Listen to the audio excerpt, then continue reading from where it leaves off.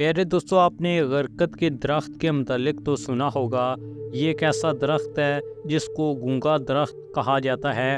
اس کے علاوہ اسے یہودیوں کا پاسباں بھی کہا جاتا ہے۔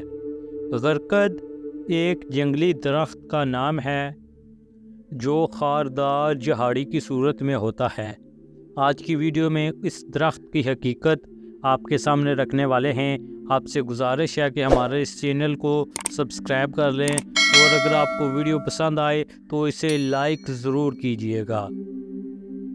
تو پیارے دوستو، شروع کرتے ہیں نبی پاک صلی اللہ علیہ وسلم کی ایک حدیث مبارکہ سے، جو کہ کچھ یوں ہے کہ رسول اللہ صلی اللہ علیہ وسلم نے فرمایا، قیامت قائم نہ ہوگی یہاں تک کہ مسلمان یہودیوں سے جنگ کریں اور مسلمان انہیں قتل کر دیں، یہاں تک کہ یہودی پتھر یا درخت کے پیچھے چھپیں گے تو پتھر یا درخت کہے گا، اے مسلمان، یہ یہودی میرے پیچھے ہے، آؤ اور اسے قتل کر دو، سوائے درخت غرقد کے، کیونکہ وہ یہود کے درختوں میں سے ہے۔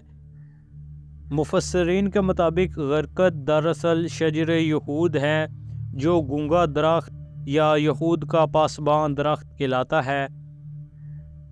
پیارے دوستو، یہودی نبی پاک صلی اللہ علیہ وسلم کی کہی ہوئی ہر بات کو مانوان تسلیم کرتے ہیں۔ یہی وجہ ہے کہ انہوں نے اس حدیث پر عمل کرتے ہوئے شجر غرقد کی کاشت شروع کر رکھی ہے۔ وہ اس کو بڑے پیمانے پر کاشت کر رہے ہیں اور اپنے دوست ممالک کو بھی اس کی کاشتکاری کی پیشکش کر رہے ہیں۔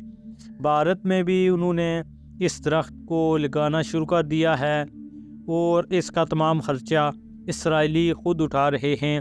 وہ مختلف چیزوں پر اس کو پرنٹ بھی کر رہے ہیں۔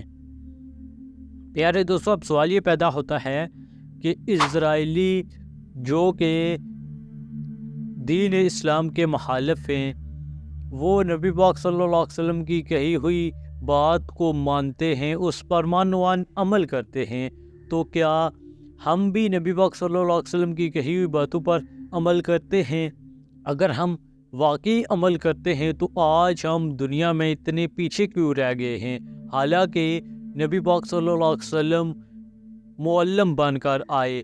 ہمارے نبی پاک صلی اللہ علیہ وسلم ایک استاد کی حیثیت سے انہوں نے ہمیں دین سکھایا، لیکن آج کیوں ہم پستی اور زوال کا شکار ہیں؟ آج ہم کیوں پیچھے رہ گئے ہیں؟ پیارے دوستو، اس کی وجہ یہی ہے کہ غیر مسلم اور یہود نبی پاک کی باتوں پر یقین رکھتے ہیں۔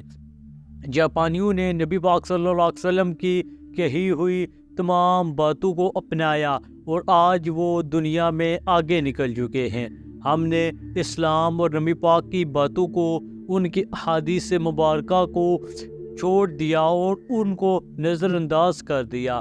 اپنی زندگی سے ہم نے اسلامی تعلیمات کو ختم کرنا شروع کر دیا ہے، جس کی وجہ سے ہم پستی اور زوال کا شکار ہیں۔